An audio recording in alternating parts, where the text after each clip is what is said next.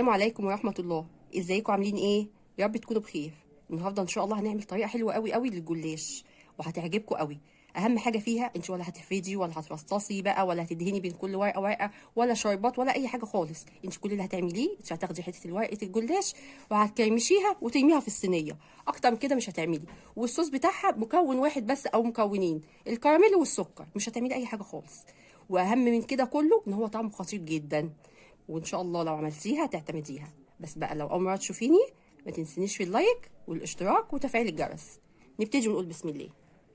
طب دلوقتي انا هعمل ايه؟ انا معايا دي لفه جلاش. طبعا انت لو عايزه تزودي الكميه زودي براحتك، مفيش مشكله.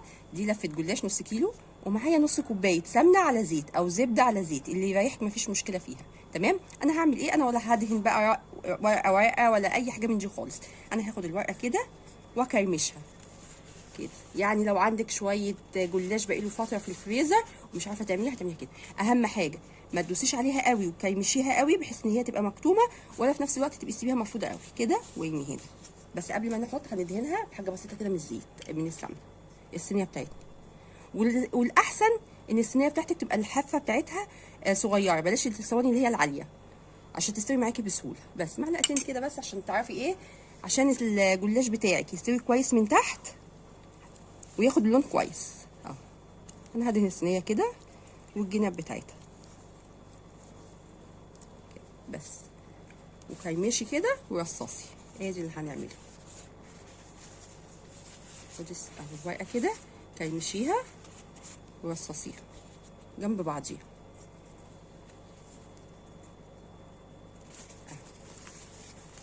يعني لو عندك ورقه بقى مقطوعه ولا حاجه، ولا عندك لفه جلاش بقالها فتره في الفريزر فخايفه تعملي بيها حاجه، الوصفه دي تبقى قمر قوي فيها.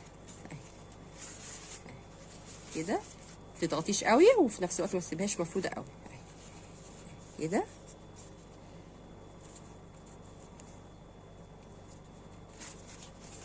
اقل من دقيقتين اتنين هتكون الصينيه بتاعتك خلصت اهي.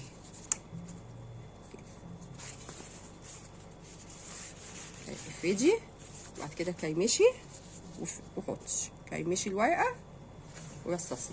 وبرده ما تحطيش ورقتين مع بعض. لو حطيتي ورقتين هتبقى برده تقيله ومش حلوه. هي ورقه واحده اهي. افردي وبعد كده كيمشيها كده اهي ورصصي لحد ما تكملي الصينيه كلها. انا هكمل بقى الصينيه عشان ما اطولش عليكم بالشكل ده، هكملها ونيجي نشوف هنعمل ايه. خلاص كده انا مليت الصينيه بتاعتي كلها، هي خدت نص كيلو بالظبط. تمام. ده الصينيه دي الحجم الوسط في الطقم بتاع الصواني. تمام. انا بقيه السمنه بقى هاخدها كده وهبدا ازقي بيها الجلاش بتاعي عشان بس تاخد لون. اهو نسقي كل الجلاش بتاعنا كده. نشيل المعلقه دي. ده عايزه بقى تستعملي زبده براحتك، عايزه سمنه براحتك، اللي يعجبك. اهي تاخدي بس ايه، تحاولي تزقيها كده شويه عشان ما تغلبكيش في السوا. هي تقريبا هتاخد ايه، نص كوبايه، لان انا واخده منها بتاع معلقتين للصينيه.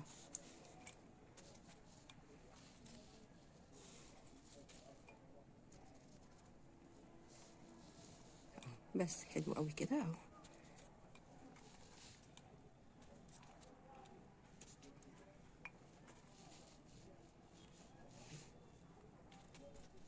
بس انا هعمل ايه بقى؟ انا هاخدها احطها في الفرن في الرف الوسطاني لحد ما تحسي ان هو لونها بقى كويس. لو حسيتي ان هي برضه احمرت من تحت ولسه ما خدتش اللون بتاعها الاحمر مش مشكله، ولع عليها شويه شويه. بس خلي بالك بس عشان بتحمر بسرعه قوي لان هي شكلها مكشكش.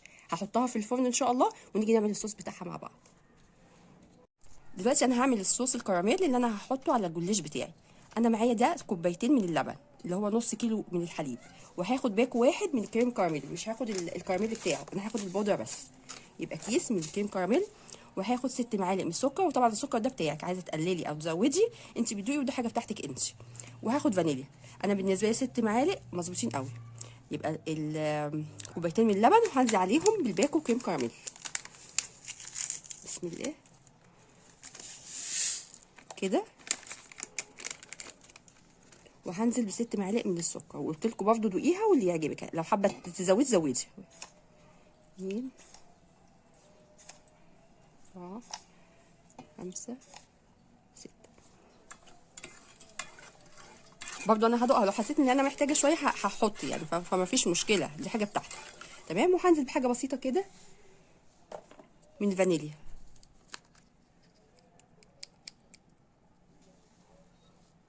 كده بس، وهقلب بالكلام ده. دلوقتي انا هعمل ايه؟ انا هروح على البوتاجاز لان انا مش عايزه الكراميل بتاعي يغلي، لان انت لو غليتيه هيتخن معاكي، ولما هتنزلي عليه في الجلاش الجوز بتاعك هيبقى ناشف جدا. فانا لا، انا عايزاه مجرد اللي هو يغلي بسيط قوي. فهنروح على البوتاجاز وهوريكم شكله دلوقتي واحنا بنعمله. خلاص كده انا حطيت الكيمه بتاعتي على النار. مجرد بص هي سخنت وبدات تخش على الغليان، هي ما غليتش. اول ما تحسي ان هي هتبدا تغلي كده هتطفي عليها على طول، ما تخليهاش تغلي عشان ما تتخنش معاكي. تمام. انا هطفيت عليها اهو، والجلاش بتاعي خلاص يعتبر يستوى. هنروح دلوقتي ونشوف هنعمل ايه تاني. خلاص كده انا الجلاش بتاعي استوى. هو تقريبا اخد بتاع نص ساعه في الفرن. تمام. طيب وانت شغاله يعني حاطاه في الفرن، اوقات بتلاقي الحتت اللي طالعه دي بتستوي قبل الجلاش، فعشان ما يتحرقش منك ولونه يبقى غامق ويبقى شكله مش حلو، انا بجيب ورقه فويل كده حته صغننه واحطها فوق الحته اللي هي تبقى طالعه دي، بحيث ما يبقى كله واخد لون حلو، يبقى كله مستوي وما بيبقاش فيه حاجه محروقه. تمام. هعمل ايه بقى؟ انا خلاص كده جبت صوص الكراميل بتاعي كده. هبدا انزل وازقي الجلاش بتاعي كده. بسم الله كده. طبعا الجلاش هيشرب كل الكراميل ده وهيبقى طعمه حلو قوي اهو كده، بجد صوص رهيب اهو كده.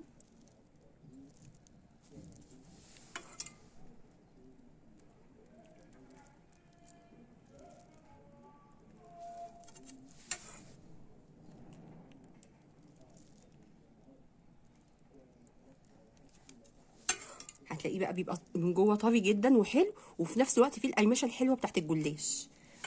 وطبعا انت لما هيستنى شويه هتلاقي شرب كل الكراميل ده، ومش هتحسي بيه، هتحسي بطعمه بس.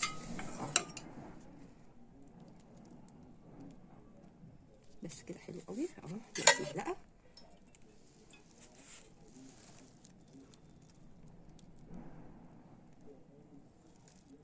تمام كده. طبعا عايزه اسيبيها على كده، هي جميله جدا، بس انا هحط لها حاجه بسيطه كده يعني كنوع من انواع الشكل، تبقى حلو يعني كشكل مش اكتر من المكسرات. طبعا هي مش محتاجه مكسرات ولا محتاجه اي حاجه خالص كده.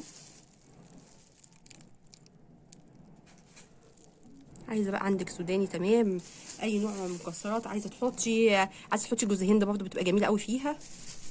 مش عايزه تحطي حاجه خالص، هي مش محتاجه والله. هنحط حته كده ايه في النص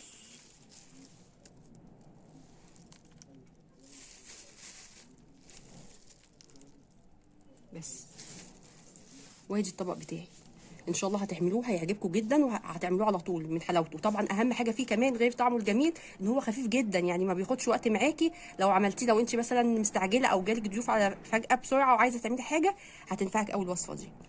بكده خلاص انا خلصت الفيديو بتاعي بتاع النهارده. ولو عجبكم بقى ما تنسونيش في اللايك والاشتراك وتفعيل الجرس. والسلام عليكم ورحمه الله.